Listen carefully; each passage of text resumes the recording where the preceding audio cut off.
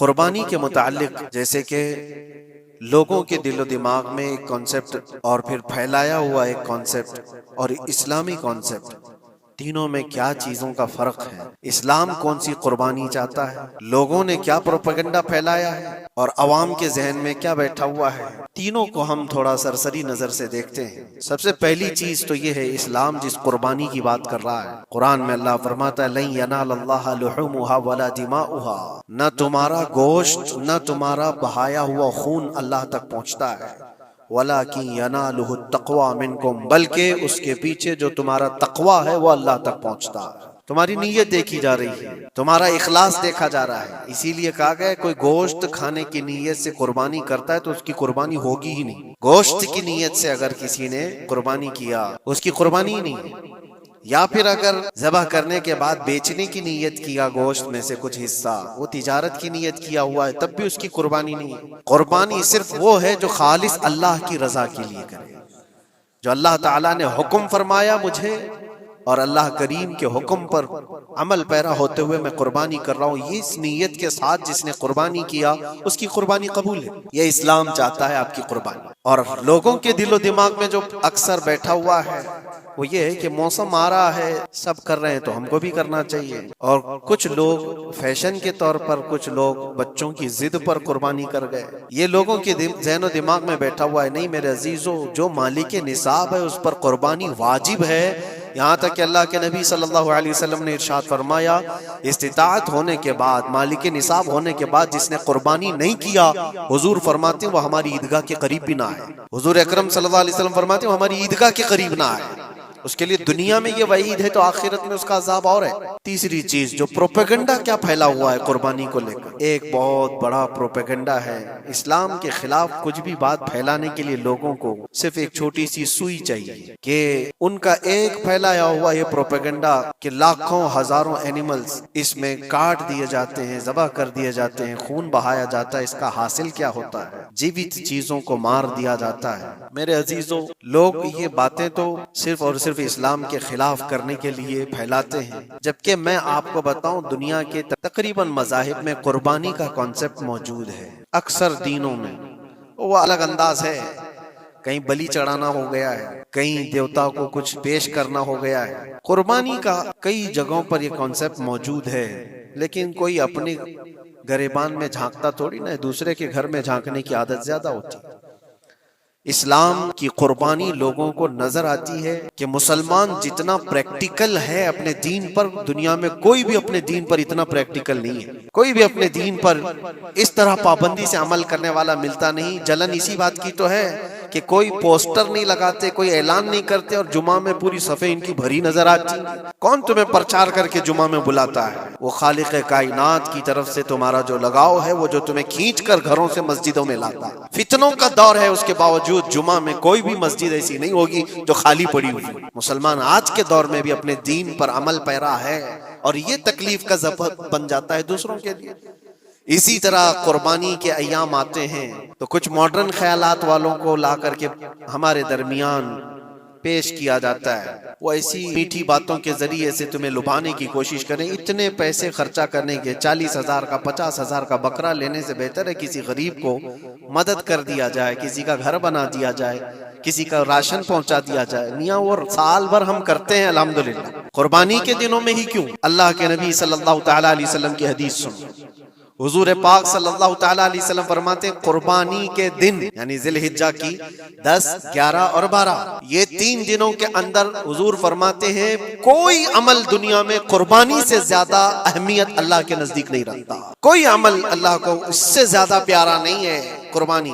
اور ایک بات میں آپ کو بتاؤں، لوگ ہمیں ظالم کی شکل میں پیش کرتے ہیں کہ کاٹ دیتے ہیں، ذبح کر دیتے ہیں۔ ہم اپنی مرضی سے اگر کاٹیں، اپنی خواہش کے لیے کاٹیں تو حرام ہے، اور جس نے خود جان ڈالا ہے اس کے حکم پر کاٹیں تو یہ حرام نہیں ہے، یہ اس کے حکم کی فرمانبرداری ہے۔ ایک بات یاد رکھو، جانور تو یہ بکرا ہو، بھینس ہو، اونٹ ہو، جن کی قربانیاں ہوتی ہیں یہ الگ۔ جو مچھلی کھاتے ہیں اس میں بھی اگر کوئی انٹرٹینمنٹ کے لیے شکار کرتا ہے یا اپنی تفریح قلب کے لیے تو اس مچھلی کا شکار کرنا بھی حرام ہے۔ ہاں، کھانے کی نیت ہے تجارت کی نیت ہے تو مقصد کے تحت اگر مچھلی پکڑ رہا ہے تو اس کے لیے جائز ہے۔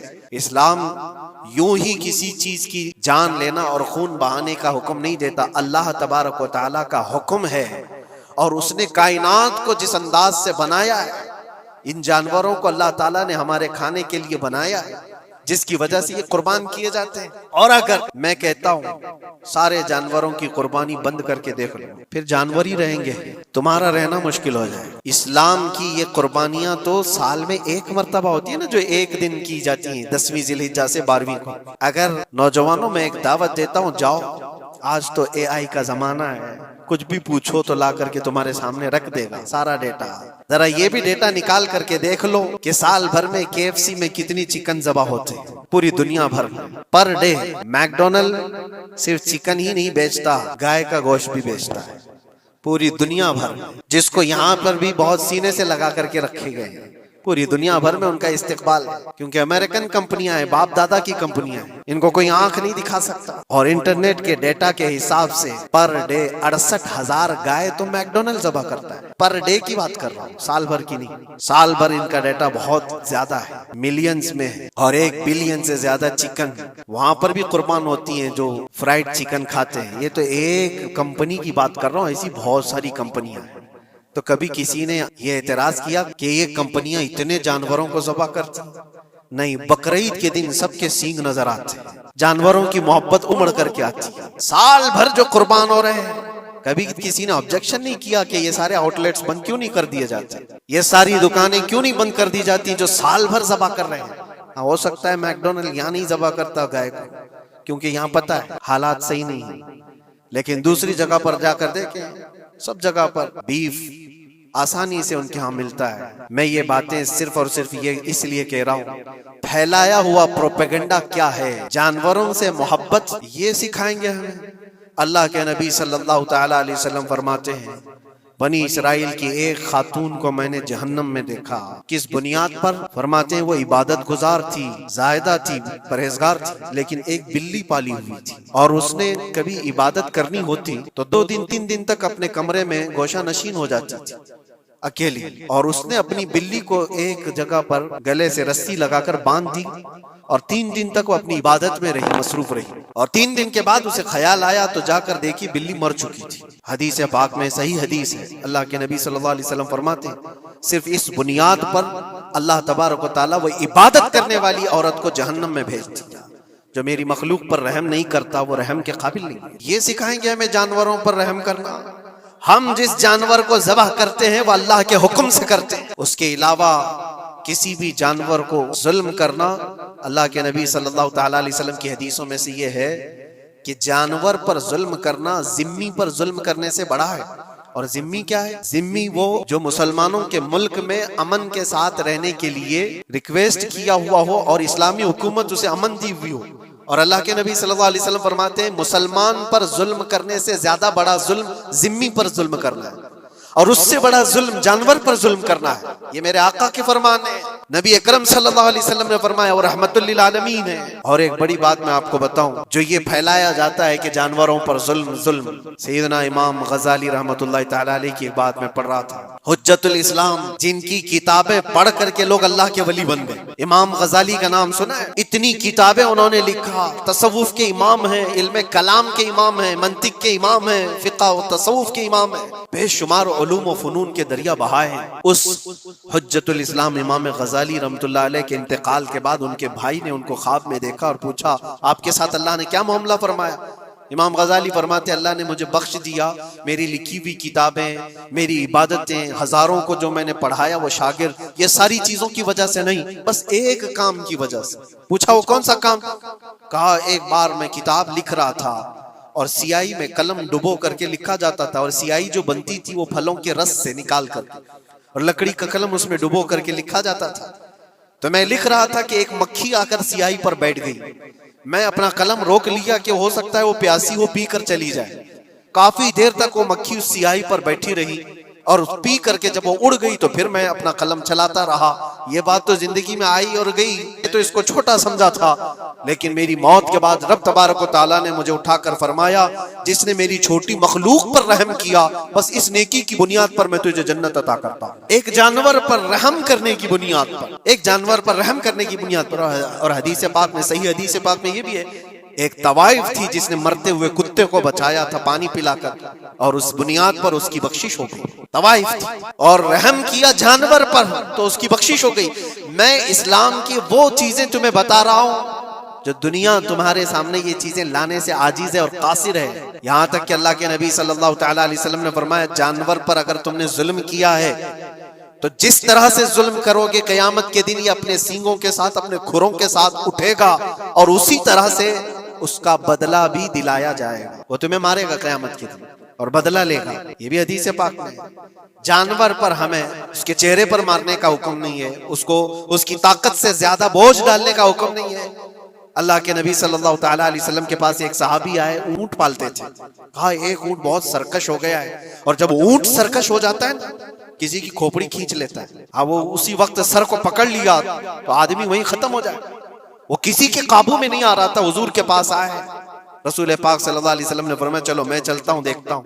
صحابہ کہتے ہیں حضور جب چلنے لگے تو ہمیں خوف ہوا, ڈر ہوا کہ یہ اونٹ بدک گیا ہے, سرکش ہے, کہیں کچھ نقصان نہ پہنچا ہے. اور تنہا میرے مصطفیٰ صلی اللہ علیہ وسلم آگے بڑھتے چلے گئے. صحابہ کہتے ہیں ہمیں ڈر لگ رہا تھا, لیکن میرے عزیزوں وہ رحمت للعالمین ہے, سب کی رحمت بن کر آئے. نبی پاک صلی اللہ تعالی علیہ وسلم جب قریب گئے تو اونٹ کوئی سرکشی نہیں کیا, کچھ نہیں. حضور پاک صلی اللہ تعالی علیہ وسلم کے چہرے کے پاس اپنا منہ کرتا ہے اور اپنی زبان کو ٹپڑ کرتے ہوئے اپنی زبان ہلا رہا ہے, اور حضور پاک صلی اللہ تعالی علیہ وسلم ایسے سنتے جا رہے ہیں جیسے کسی دانشور کی بات سن رہے ہیں. پھر نبی پاک صلی اللہ علیہ وسلم اونٹ کے مالک کی طرف متوجہ ہوئے اور کہا یہ اونٹ تیری شکایت کر رہا ہے, یہ اونٹ تیری شکایت کر رہا ہے. یہ سرکش اس لیے ہوا کہ تو اس کی طاقت سے زیادہ بوجھ اس پر ڈالتا ہے اور کھانا اس کو کم دیا کرتا ہے. کیا یہ بات صحیح ہے؟ وہ جو بدو تھے, جو اونٹ کے مالک تھے, انہوں نے چہرہ جھکا لیا اور کہا وعدہ کرتا ہوں حضور پاک صلی اللہ علیہ وسلم سے کہ اس سے زیادہ, اس کی طاقت سے زیادہ بوجھ نہیں ڈالوں گا, اور اس کا چارہ, اس کے کھانے کا انتظام روزانہ کیا کروں گا. نبی پاک صلی اللہ علیہ وسلم نے اس اونٹ کی رسی پکڑی اور مالک کو دے دیا. پھر وہ اونٹ اسی طرح تابعدار ہو کر نکل پڑا. یہ اسلام میں میرے آقا صلی اللہ تعالی علیہ وسلم کا عدل تو دیکھو, ان کی طاقت سے زیادہ کا بوجھ ڈالنے کا حکم نہیں ہے. اور دنیا یہ پروپیگنڈا پھیلائی ہوئی ہے کہ یہاں جانوروں کو کاٹا جاتا ہے. جو ذبح کرنے کا حکم ہے وہ اللہ کے حکم سے ہے. میرے رب تبارک و تعالیٰ نے خود جان ڈالی, ہماری جان کا بھی وہی مالک ہے, جانوروں کے جان کا بھی وہی مالک ہے. اگر اللہ کا حکم نہ ہوتا تو ہمیں چونٹی مارنے کی بھی اجازت نہیں, اللہ کا حکم نہ ہوتا تو ہمیں کسی کو بھی قربانی کرنے کی اجازت نہیں ہوتی. یہ رب تبارک و تعالیٰ کا حکم ہے. تو ظاہر سی بات ہے ہم اللہ کے بندے ہیں. رب تبارک و تعالیٰ جانوروں کی قربانی کا حکم دیا, اس لیے ہر سال بقرعید میں مسلمان قربانی کرتے ہیں. اگر اللہ چاہے تو اپنے بیٹوں کی قربانی کا بھی حکم دے, اور دیا ہے رب تعالیٰ نے, اور وہ بھی کر کے دکھایا سیدنا ابراہیم علیہ السلام. اللہ تبارک و تعالیٰ اگر حکم دے تو کیا تم ایسے مسلمان نہیں ہو؟ مسلمان کا مطلب ہوتا ہے سر جھکانے والا اللہ کے حکم کے آگے. یہ نہیں پوچھے گا کہ کیوں ہے اور کیسے ہے. مسلم کہتے ہیں اپنا سر جھکا دیا اللہ کی بارگاہ میں, اس کے حکم کے آگے. اللہ تبارک و تعالی ہماری جانوں کا مالک ہے. اگر وہ چاہتا تو ہماری قربانی کا حکم دیتا, ہمارے اولاد کا, لیکن رب تبارک و تعالی نے یہ سنت ابراہیمی پر پوری دنیا کو ثواب دینے کے لیے جانوروں کی قربانی کا حکم عطا فرمایا. میرے آقا صلی اللہ تعالی علیہ وسلم کے پاس ایک صحابی حضرت زید بن ارقم آئے اور پوچھا یہ قربانی کیا ہے میرے آقا؟ حضور اکرم صلی اللہ علیہ وسلم نے فرمایا جس جانور کی ذبح کی قربانی کرو گے اس کے ہر بال کے بدلے تمہیں اللہ ایک نیکی عطا فرمائے گا. جتنے اس کے جسم میں بال ہوں گے ہر بال کے بدلے اللہ تمہیں ایک نیکی عطا فرمائے گا. اور حضور اکرم صلی اللہ تعالی علیہ وسلم نے یہ بھی ارشاد فرمایا کہ تم جانور کا انتخاب اچھا کرو, اس لیے کہ کل بروز قیامت پل صراط پر یہ تمہاری سواری بن کر آئے جس پر بیٹھ کر تم جنت میں جا رہے ہو. اور لوگ یہ بھی پوچھتے ہیں ہم نے ایک بار قربانی کی ہے تو وہاں سواری کون سی والی آئے گی؟ یہ بھی ملتا ہے روایت میں. تم نے اپنی زندگی میں جو سب سے پہلے قربانی کی ہے اس پر سوار ہو گئے, لیکن ہر سال کی قربانی والے جانور بھی سواری بن کر تمہارے ارد گرد آئیں گے. وہ سب ہوں گے، تم انتخاب کرو جس پر سوار ہونا چاہو۔ اسی لیے قربانی میں عیب والے جانور کی قربانی جائز نہیں، لنگڑا ہو، لولا ہو، کان کٹا ہوا ہو۔ کیوں جائز نہیں ہے؟ دنیا تو یہ سمجھتی ہے کٹنے والا جانور وہ ہونا چاہیے جو ریجیکٹڈ ہو، جس کو کاٹا جا رہا ہے وہ دنیا میں کام کے لائق نہ ہو، اس کو کاٹنا چاہیے۔ دنیا کا یہ کانسیپٹ ہے، دنیا کا تصور یہ ہے۔ لیکن نہیں، کوئی اپنے استعمال کے لیے کاٹ رہا ہوتا تو میں کہتا ہاں ریجیکٹڈ مال کاٹ لو، لیکن ذبح جو ہم کرتے ہیں قربانی میں وہ اپنے لیے نہیں، وہ رب ذوالجلال کے لیے ہے۔ اس لیے بندہ یہ دیکھے میں اپنے رب کے حضور کیا پیش کر رہا ہوں۔ تم اگر کوئی ہدیہ تحفہ خریدنے جاتے ہو اپنے کسی عزت دار شخص کے لیے تو انتخاب سوچ سمجھ کر کے کرتے ہو کہ جس کو میں دینے جا رہا ہوں یہ کتنا ویلیو والا ہونا چاہیے، کتنا عزت والا ہونا چاہیے، اور جو رب تعالیٰ کی بارگاہ میں پیش کر رہے ہو اس کا بھی آپ خیال رکھو۔ اس لیے لوگ کام چلانے کی باتیں تو بہت کرتے ہیں۔ قربانی کے متعلق کچھ باتیں ہیں جو مجھے آج عرض کرنی تھی، اس لیے میں نے آج اس موضوع پر آپ سے خطاب کیا۔ بہت سارے لوگ طرح کے افواہیں بھی پھیلاتے ہیں۔ یہ تو ان غیر مسلموں کے اعتراضات کا میں نے جواب دیا۔ دنیا بھر میں ہمارے اوپر الزام کہ یہ لاکھوں جانوروں کو ایسی ذبح کر دیتے، کاٹ دیتے ہیں، لیکن میرے عزیزو یہی وہ دنیا ہے جو ایک طرف تو جانوروں کی حمایت اور محبت کی بات کرتی ہے اور دوسری طرف ان کے بڑے ملٹی نیشنل کمپنیاں جانوروں کو بے دریغ ذبح کرتے ہیں، قتل کر رہے ہیں، کھانے میں بھی استعمال کر رہے ہیں۔ اور صرف اتنا ہی نہیں، سارے جانوروں کی کھالیں، لیدر کی بیگ، لیدر کے جوتے، لیدر کے بیلٹ، لیدر کی ٹوپیاں، لیدر کے جاکٹ سب بنا کر کے دنیا پہن رہی ہے اور قیمتی چیزوں میں اس کو شمار کیا جاتا ہے۔ ان سے کوئی سوال نہیں کرتا کہ یہ سب چیزیں کہاں سے تم لائے، یہ سب چیزیں تم کہاں سے لائے؟ کیا بغیر کسی جانور کے ذبح کیے ہوئے اس کی کھال کا استعمال کرتے ہو؟ لیدر کا استعمال تو ساری دنیا بڑے فخر سے کر رہی ہے، حتیٰ کہ گھروں کے استعمال کرنے والے صوفے اور کرسیوں پر تک استعمال ہے، اپنی بیٹھنے والی گاڑیوں میں کار کی سیٹ پر تک استعمال ہے، تمہارے پہننے والے جوتے، تمہارے پہننے والے بیلٹ، تمہارے پہننے والے جاکٹ، سب جگہ تمہارا استعمال ہے۔ اور صرف میں یہ نہیں کہہ رہا کہ دنیا میں صرف مسلمان استعمال کرتے ہیں، ساری دنیا لیدر کا استعمال کرتی ہے۔ یہ لیدر کہاں سے آتا ہے؟ تو یہ دغلا پن، یہ جو ڈبل رول ہے، ڈبل سٹینڈ، ایک طرف حمایت کی بات کرنا اور دوسری طرف بے دریغ ذبح بھی کرنا، یہ سب چیزیں دنیا کو بیوقوف بنانا اور اسلام کے خلاف ایک پروپیگنڈا پھیلانا۔ لیکن اے مسلمان، ذہن و دماغ میں کسی ایسے ماڈرن کلچر کے ایسا کوئی فریفتہ ہو، اس کی باتوں میں آ کر تم یہ سوچو کہ نہیں اتنے پیسے میں قربانی کے بجائے صدقہ کر دوں، کسی غریب کو دے دوں، ناجائز ہے۔ تمہارے اوپر سے قربانی کا وجوب ختم نہیں ہوگا، وہ اسی طرح سے باقی رہے گا اور گنہگار بھی رہو گے۔ اللہ کریم سے زیادہ تم رحم کرنے والے نہیں ہو، اللہ ارحم الراحمین ہے۔ اللہ ارحم الراحمین ہے، جب وہ حکم عطا فرما رہا ہے تو کیا تمہارے دل میں اس سے بھی زیادہ رحم ہے؟ قربانی کے دنوں میں صرف قربانی ہی ہوگی۔ اب کچھ جو چیزیں ایسی ہیں پھیلائی گئی، دیکھیں ایک بات میں آپ کو بتاؤں، اللہ کے نبی صلی اللہ تعالی علیہ وسلم رحمت للعالمین ہیں، سب کا ماننا عقیدہ ہے، وہ رحمت للعالمین رسول صلی اللہ علیہ وسلم نے خود اپنے ہاتھوں سے قربانی فرمائی، اور ایک دو نہیں 100 اونٹ آئے تھے، جس میں سے 63 اونٹوں کو میرے آقا صلی اللہ علیہ وسلم نے نحر فرمایا، 63 اونٹوں کو خود حضور نے ذبح فرمایا، اور اس کے بعد حضرت علی مرتضی شیر خدا رضی اللہ تعالیٰ عنہ کو دیا، باقی کے اونٹوں کو تم ذبح کرو۔ نبی پاک صلی اللہ تعالیٰ علیہ وسلم نے یہ جو 100 اونٹوں کو ذبح فرمایا تھا یہ اپنے حج کے موقع پر، اور اس کے علاوہ ایک حدیث پاک میں یہ بھی ہے، حضور اکرم صلی اللہ علیہ وسلم نے جو 2 چت قبرے بکرے ذبح کیے تھے۔ چت قبرے کس کو کہتے ہیں؟ 2 کلر والے، بلیک اینڈ وائٹ جو ہوتے ہیں، ابلق ان کو کہتے ہیں عربی میں۔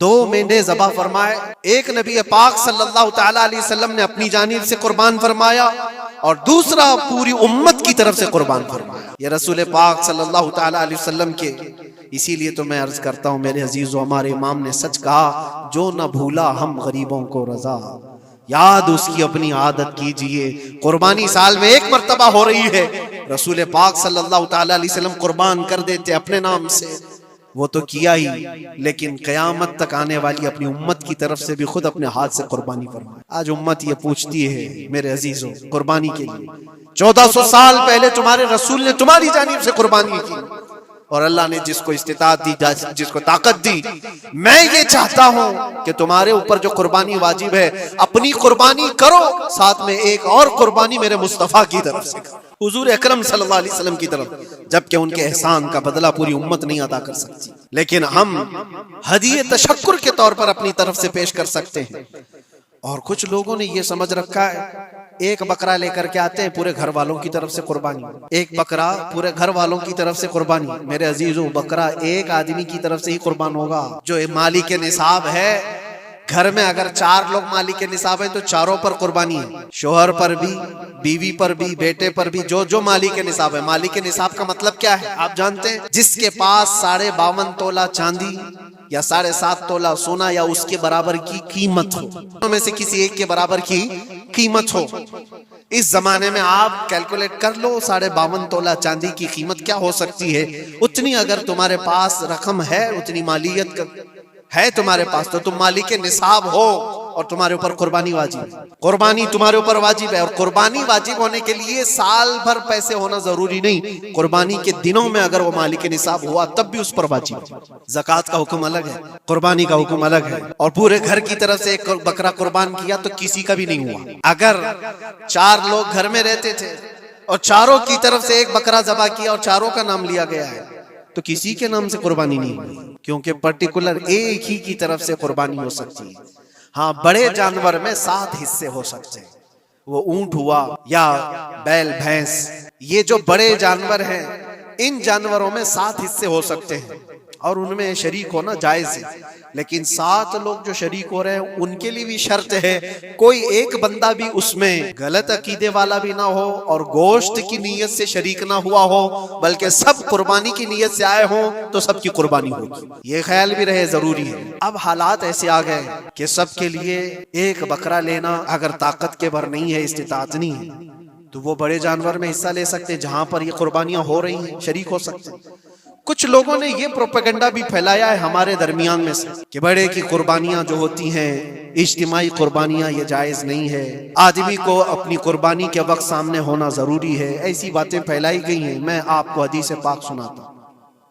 اللہ کے نبی صلی اللہ تعالی علیہ وسلم نے ارشاد فرمایا حضرت فاطمہ سے، کہا ہے فاطمہ اپنی قربانی کے وقت سامنے رہو، قربانی کے خون کا قطرہ زمین پر گرنے سے پہلے اللہ تعالیٰ تمہارے پچھلے سارے گناہ معاف فرمائے گا۔ حدیث پاک ہے، لیکن ساتھ میں دوسری حدیث یہ بھی ہے، نبی پاک صلی اللہ تعالیٰ علیہ وسلم نے اپنی قربانی کا وکیل حضرت علی کو بنایا تھا کہ اپنی نیابت دے دی کہ میری طرف سے تم قربانی کرو۔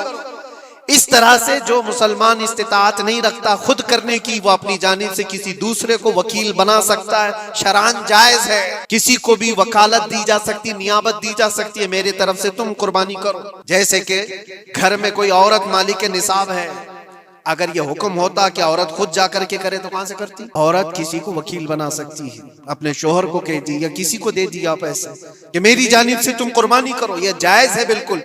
جن لوگوں نے یہ پروپیگنڈا پھیلایا ہے ہمارے درمیان میں کہ قربانیاں نہیں ہوتی، وہ جاہل لوگ ہیں، پڑھے لکھے لوگ نہیں۔ شرعی مسائل کو جانے بغیر اس طرح کی باتیں عوام الناس میں، عوام المسلمین میں پھیلانا یہ گناہ ہے۔ ہاں، اس بات کو یاد رکھیں، جو وکیل ہے قربانی کا اس کے اوپر ذمہ داری ہے کہ وہ جتنے لوگوں کی قربانی کر رہا ہے جانور شریعت کے مطابق کا لے، عیب دار جانور کی قربانی نہ کرے، لاغر ہو، کمزور ہو، سینگ ٹوٹا ہوا ہو، کان کٹا ہوا ہو، پیر کٹا ہوا ہو، دم کٹی ہوئی ہو، یا اتنا کمزور کہ چل نہیں سکتا، کھڑا نہیں ہو سکتا، ایسا عیب دار جانور نہ لے۔ یہ وکیل کی ذمہ داری ہے جو سب کی طرف سے قربانی کر رہا ہے۔ اور دوسری چیز، عیب کس کو کہتے ہیں؟ عیب کس کو؟ کان میں اگر سوراخ ہے تو وہ مکروہ ہے لیکن قربانی ہے اس کی۔ ہاں، سینگ اگر بچپن اس کے پیدائشی نہیں آئے تھے تو جائز ہے اس کی قربانی، آئے تھے اور ٹوٹ گئے تو اس کی مقدار بتائی گئی ہے، 1/3 حصہ اگر ٹوٹا ہے تو اس وقت تک جائز ہے، اس سے زیادہ جڑ سے ٹوٹے ہوئے ہیں تو قربانی جائز نہیں۔ کوئی پیر پورا کٹا ہوا ہے، دم پوری کٹی ہوئی، یہ عیب میں آتا ہے، عیب دار جانور کی قربانی جائز نہیں۔ یہ وکیل کرے گا، نہیں کرے گا تو وہ گنہگار ہے، لیکن اس کا مطلب یہ نہیں ہوتا کہ اجتماعی قربانی جائز ہی نہیں، جائز ہی نہیں۔ ایسی باتیں کیوں پھیلائی جاتی ہیں؟ حدیث پاک میں ملتا ہے کہ نیابت اور دوسرے کو وکالت دینا جائز ہے۔ اب کچھ لوگ یہ بھی پھیلاتے ہیں کہ قربانی کے جو حصے لیے جاتے ہیں، گوشت دیا جائے تو اس کی قیمت الگ ہوتی ہے، گوشت نہ لو تو اس کی قیمت الگ ہوتی ہے۔ سب پھیلی ہوئی چیزیں ہیں، اس کا ریزن بھی پتہ کرنا چاہیے۔ ایسی بغیر علم کے بات کرنے سے 4,000 5,000 روپے کا ایک حصہ آتا ہے اگر شہر میں کوئی بڑا جانور ذبح کرے، کیونکہ مہنگا ملتا ہے بیل، اور باہر جب جا کر کے کوئی ذبح کر رہا ہے تو وہی ایک حصہ 1,500 روپے میں 2,000 میں ہو جاتا ہے۔ تو کچھ لوگوں کو یہ غلط فہمی پھیلائی جاتی ہے کہ یہ لوگ کرتے ہی نہیں ہیں اور ایسے ہی پیسے وصولتے ہیں۔ ایسا نہیں، دور دراز کچھ علاقے ایسے ہیں، بنگال ہے، اڑیسہ ہے، اور بھی کئی علاقے بہار کے، جہاں پر بڑے جانور نہایت ہی سستے دام میں ملتے ہیں، بلکہ وہاں پر جانوروں کی قیمت صرف 5,000 6,000 اور 10,000 کے نیچے ہوتی ہے، بڑے جانوروں کی جو ہم نے دیکھے ہیں۔ وہاں جا کر کچھ تنظیمیں قربانی کرتی ہیں، اگر وہ صحیح طریقے سے شریعت کے مطابق جانور لے کر کے کر رہے ہیں تو کوئی حرج نہیں، چاہے وہ 200 روپے حصے میں بھی کرتا ہو، کوئی حرج نہیں۔ قیمت میٹر نہیں کرتی، جانور میٹر کرتا ہے، چاہے جتنی بھی ہو رہی ہو۔ اس چیز کو آج وضاحت کرنا ضروری تھا، اس لیے میں نے آپ کے سامنے بیان کیا۔ غلط فہمیوں میں نہ پھیلے، غلط فہمیاں نہ پھیلائیں، خود بھی بچیں۔ ہاں، افضل کیا ہے؟ افضل تو یہ ہے کہ اللہ نے تم پر واجب کیا، تم جاؤ اپنے ہاتھ سے کرو، تم جاؤ، کیونکہ حدیث پاک میں ملتا ہے کہ تم اپنے ہاتھ سے قربانی کرو اگر طاقت رکھتے ہو، اس کے خون کا قطرہ گرنے سے پہلے تمہارے پچھلے سارے گناہ اللہ معاف فرمائے۔ یہ افضل ہے۔ یہ ساری باتیں تھی جو عید قربان سے ریلیٹڈ تھیں۔ اللہ کریم ہم سب کو اس کی رضا کے لیے قربانی کرنے کی توفیق عطا فرمائے۔ لیکن ساتھ میں ایک بات یہ بھی یاد رکھیں، جب بندہ قربان کر رہا ہوتا ہے تو اس کے اندر یہ نیت بھی ہو، جیسے سیدنا ابراہیم علیہ الصلوۃ والتسلیم کو اللہ تعالیٰ نے کیا فرمایا تھا؟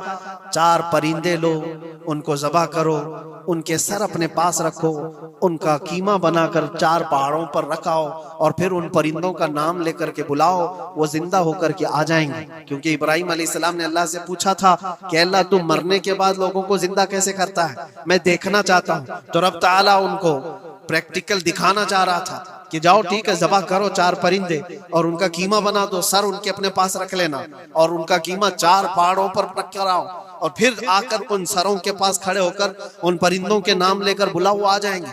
ابراہیم علیہ السلام نے اسی کیا، 4 پرندے لیے تھے۔ کیا لیے تھے آپ کو میں بتاؤں، ایک مرغا تھا، ایک کوا تھا، ایک کبوتر تھا، اور ایک مور تھا۔ پرندوں کے نام یاد رکھ لیں، کوا ہے، مرغا ہے، کبوتر ہے اور مور ہے۔ چاروں کو ذبح کیا، ان کے سر اپنے پاس رکھے اور جسم کے سب قیمہ بنا دیا، اور 4 جگہ پر مکس کر کے ان کو رکھا ہے۔ پھر آ کر یہاں کھڑے ہوئے اور پکارا ان پرندوں کا نام لے کر، اللہ کے حکم سے آ جاؤ۔ وہ قیمہ ہوا میں اڑا، جسم بنا، اور ویسی بغیر سر کے اڑتا ہوا آیا اور اپنے سر سے جڑ کر کے وہ زندہ پرندہ ہو گیا۔ قرآن پاک میں یہ ہے موجود۔ 3 پارے میں رب تبارک و تعالیٰ نے فرمایا، وَإِذْ قَالَ إِبْرَاهِيمُ رَبِّ أَرِنِي كَيْفَ تُحْيِي الْمَوْتَى قَالَ أَوَلَمْ تُؤْمِنْ قَالَ بَلَىٰ قَالَ وَلَٰكِنْ لِيَطْمَئِنَّ قَلْبِي قَالَ فَخُذْ 4 مِنَ الطَّيْرِ فَصُرْهُنَّ إِلَيْكَ ثُمَّ اجْعَلْ عَلَىٰ كُلِّ جَبَلٍ مِّنْهُنَّ جُزْءًا ثُمَّ ادْعُهُنَّ يَأْتِينَكَ سَعْيًا وَاعْلَمْ أَنَّ اللَّهَ عَزِيزٌ حَكِيمٌ۔ یہ اللہ تبارک تعالیٰ نے پورا قرآن میں فرمایا کہ ابراہیم علیہ السلام نے یہ جو کیا۔ اب سنیے، سبع سنابل شریف میں میر عبد الواحد بلگرابی رحمۃ اللہ علیہ لکھتے ہیں کہ 4 پرندوں کا جو انتخاب ہوا تھا نا، 4 پرندے جو چنے گئے تھے، کون سے تھے؟ کوا، مرغا، کبوتر، مور۔ اصل میں جو ہے ان کی ہر ایک کی ایک خاصیت ہے۔ کوا لالچی بہت ہوتا ہے، مرغا اس کے اندر شہوت بہت زیادہ ہے، عورت کی خواہش، مرغے کے اندر خواہش شہوت زیادہ ہوتی ہے، اور کبوتر کے اندر دوستی کرنے کی عادت زیادہ ہوتی ہے، جلدی دوستی کرتا ہے، اور مور کے اندر دکھاوے کی عادت زیادہ ہوتی ہے، اپنی خوبصورتی کا اظہار بار کرتا ہے۔ تو یہ 4 چیزیں ان کے اندر ہیں، یہ 4 پرندوں کے اندر۔ صوفیاء اکرام فرماتے ہیں در حقیقت آپ کو حکم تھا ان جانوروں کو ذبح کا نہیں تھا، کوے کی لالچ کو ذبح کرو، مرغے کی شہوت کو ذبح کرو، اور بنا وجہ کے کبوتر کی جو دوستی ہے ہر ایرے غیرے سے، اس دوستی کے کو قطع کرو، اور مور کی دکھاوے کی عادت کو ذبح کرو۔ یہ 4 بری عادتوں کو ذبح کرو تو اللہ کی قدرت کے مشاہدے دیکھنے ملیں گے۔ در حقیقت وہاں پر صوفیاء کرام فرماتے ہیں، اور یہی بات ہے کہ شیطان کو جب کنکریاں مارنے کے لیے حجاج جاتے ہیں، وہ تو ایک پلر ہے جس کو کنکریاں مارتے ہیں، وہاں ایک پلر ہے، اس پلر کو کنکریاں مار کر کے آتے ہیں۔ لیکن میرے عزیزو تصور یہ ہونی چاہیے، زندگی بھر جو شیطان مجھے بہکاتا ہے میں اس کو کنکریاں مار رہا ہوں۔ اگر تمہاری نیت صالح ہوئی اور کنکری لگ گئی تو یقیناً زندگی بھر شیطان کی شرارتوں سے محفوظ ہو جاؤ۔ تم نے اپنے شیطان کو زخمی کر دیا، اسی لیے جس کا حج قبول ہو جاتا ہے اس کی کنکری وہاں سے اٹھا لی جاتی، ورنہ تو 40 لاکھ لوگ 70 کنکریاں مار کر کے آئیں تو پہاڑ بن جانا چاہیے، لیکن کوئی پہاڑ نہیں ہوتا وہاں کنکریوں کا، جا کر دیکھیں نہ ہی اس کو اٹھایا جا رہا ہے۔ لیکن حدیث پاک میں جس حاجی کا حج قبول ہوتا ہے اس کی کنکریاں اٹھا لی جاتی ہیں، وہ شیطان کو لگ چکی ہے۔ تو نیت کا دار و مدار ہے، اسی لیے سب سے پہلے میں نے آیت یہی پڑھی، رب تعالیٰ فرماتا لن ینال اللہ لحومها ولا دماؤها ولکن ینالہ التقوی منکم، ہرگز تمہارا گوشت، تمہارا بہایا ہوا خون اللہ تک نہیں پہنچتا، بلکہ اس کے پیچھے جو تمہاری خالص نیت ہے، جو تقوی ہے، وہ اللہ تک پہنچتا ہے۔ قربانیوں میں یہ نیت کرو کہ رب تبارک و تعالیٰ میں اپنی ساری خواہشات کو ذبح کر رہا ہوں، مولا مجھے بری خواہشات سے زندگی بھر محفوظ فرما دے۔ وآخر دعوانا ان الحمدللہ رب العالمین۔ السلام علیکم۔